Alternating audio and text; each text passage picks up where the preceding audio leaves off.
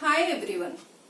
Today we are going to discuss about Ohm's law.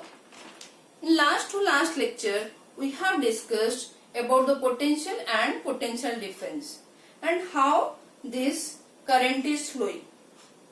And we have already discussed when there is potential difference, charge flows. So before discussing that also we have already discussed in relating to the day-to-day life activities, when there is change in pressure difference, your air flows. So when the pressure difference is more, your air flow is more. This thing already we have discussed. So that means if we will compare that with a charge flow, the potential difference, if potential difference increases, then current flow increases. How to understand that? Suppose we will take one terminal. This is positively charged terminal and this is at 0 volt negatively charged. So suppose this is at plus 10 volt. So electron will flow to which terminal? Obviously this is positively charged. So electron will flow in this direction, from this to this terminal. So current flow, we have discussed in last lecture, current flow will be like this, from positive terminal to negative terminal. Okay. So current flow is from positive to negative and electron is flowing from negative to positive. It is 0 volt. So comparatively it is a lower potential. So not necessarily negative. So it is negative, considered negative because it is at the lower potential than your 10 volt. Okay. Now we will take another case. We will increase the voltage potential over here, suppose. What we will see? Suppose now we have an increase to 40 volt and this is 0 volt. So what you will see? More electron will flow from this terminal to this positive terminal and more current flow will be there. Suppose 4I. This is I. Suppose this is 4I. So what we are observing, more the push, more is the current flow. More the push, more is the current flow. That means more is the push, more is the push, more electrons are moving. So more electrons are moving, that means more current we are getting. Okay. So from this we have observed the current flow is proportional to your potential difference. So Ohm's law, so there comes your Ohm's law. This Ohm's law gives the relationship between voltage and current. So Ohm's law gives the relationship between voltage and current. That means if we will increase the voltage, so more current will flow. So you can write, if you will increase the voltage, then more current will flow. So we can write V is proportional to I. But, there is a but. So statement is like that, if physical condition and temperature, it has to be constant, then only your amount of voltage is proportional to your amount of current flowing through the circuit. So that is the statement that leads to some limitation of Ohm's law that I am going to discuss little later. So V is proportional to I. So there has to be some proportionality constant. So we can write V is equal to IR. This R is your proportionality constant, which is termed as resistance. And about this resistance, in next lecture we are going to discuss about the resistance and the factors affecting resistance. So V is equal to IR. This R is the proportionality constant. As the name suggests, R, resistance, that means it is resisting something. Resisting means obstructing. It is obstructing something. So it is actually resisting to the current flow. So how it will resist, what will happen, next lecture I am going to discuss in details. Okay. So V is equal to IR. So we can write R is equal to V by I. We can write R is equal to V by I. So these are resistance measured in ohms. Symbol is this, and you can write like this also. This named after the scientist named Ohm. You know voltage V. So what is the unit? Volt. Voltage. And current. Current is measured in ampere. Okay. So 1 volt by 1 ampere is equal to 1 ohm. Okay. So from this relation, what you have observed? Ki R is inversely proportional to your I. That means if R increases, then your current decreases. For good conductor, we want more current. So more current means resistance has to be low. So for good conductor, your resistance is low. See the funny relation, V is equal to IR, but R doesn't depend on this I and V. Okay. R depends on the conductor, that we are going to discuss in my next lecture. Like how density is mass per volume, but it is not related to mass per volume. It is not related to mass, not related to volume, that you have studied in lower classes. Similarly, your R is not dependent on your voltage or current. It depends on the nature of the conductor, like the nature of the material. Okay. So now we'll plot a graph.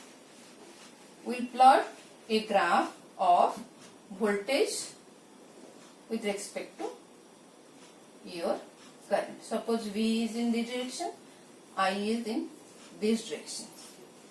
Okay. So we'll get a graph like this, a straight line graph for Ohm's law. So this is VI characteristics for Ohm's law. Observe, this is your slope of the graph, change in voltage by change in current. So change in voltage by change in current, we can write slope of the delta V. Delta V means change in voltage.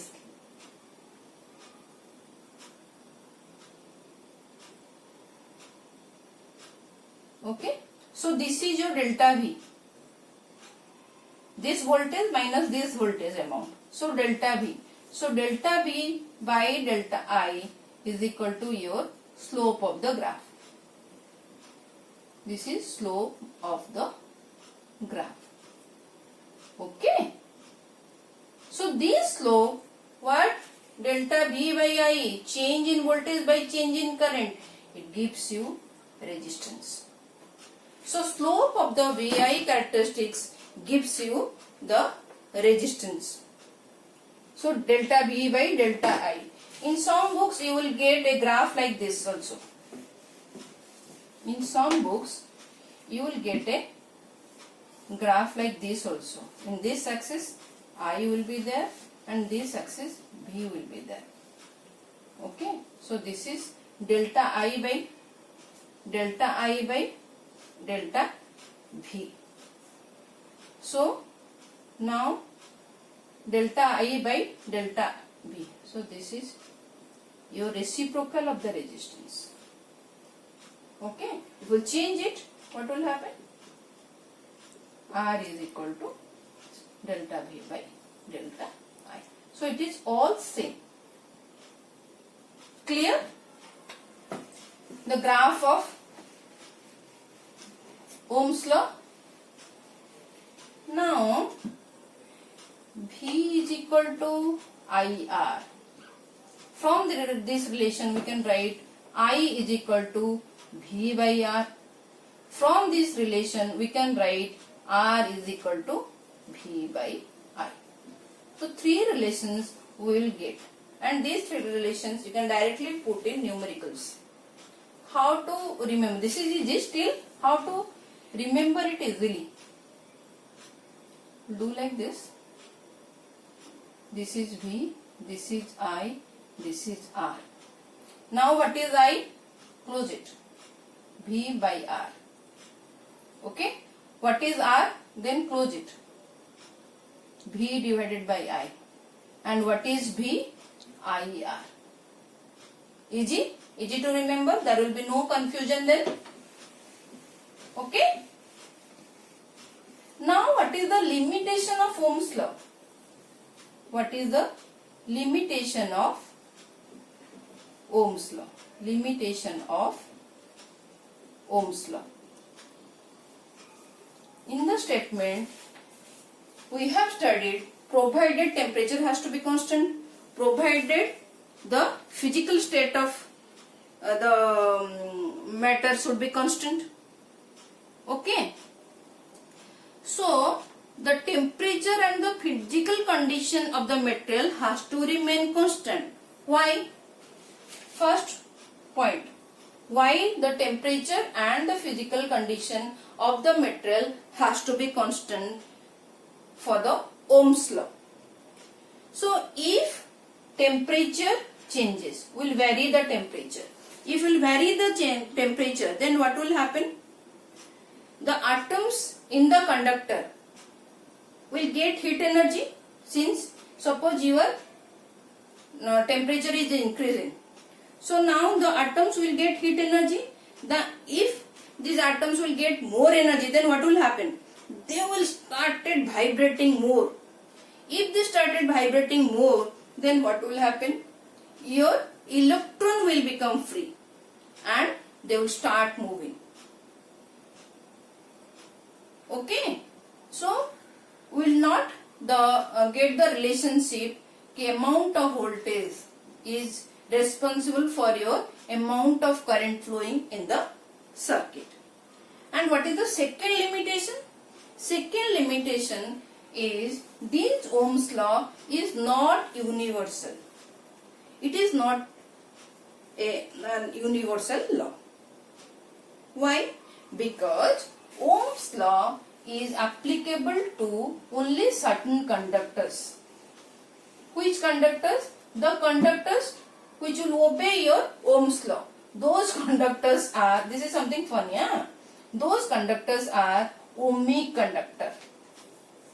Those conductors are ohmic conductor, like copper, silver. They will obey your Ohm's law. So Ohm's law applicable to these type of conductors. And the conductors who are not obeying the Ohm's law, that means they are very naughty. They are not going to follow Ohm's law, what Ohm's law has given to us. So those conductors are called non-ohmic conductors. They are not following your Ohm. Okay. So what are the example of non-ohmic? Water, silicon. Silicon we are going to study in electronics. Interesting topic again. Silicon. These are your non-ohmic conductors. So they will not behave like your ohmic conductors. So you are not going to get the characteristics, straight line characteristics. Okay. BI characteristics you will not get straight line in case of non-ohmic conductors. Hope I am clear with this Ohm's law. In my next lecture I am going to discuss about resistance in detail and the factors affecting the resistance. Thank you for watching.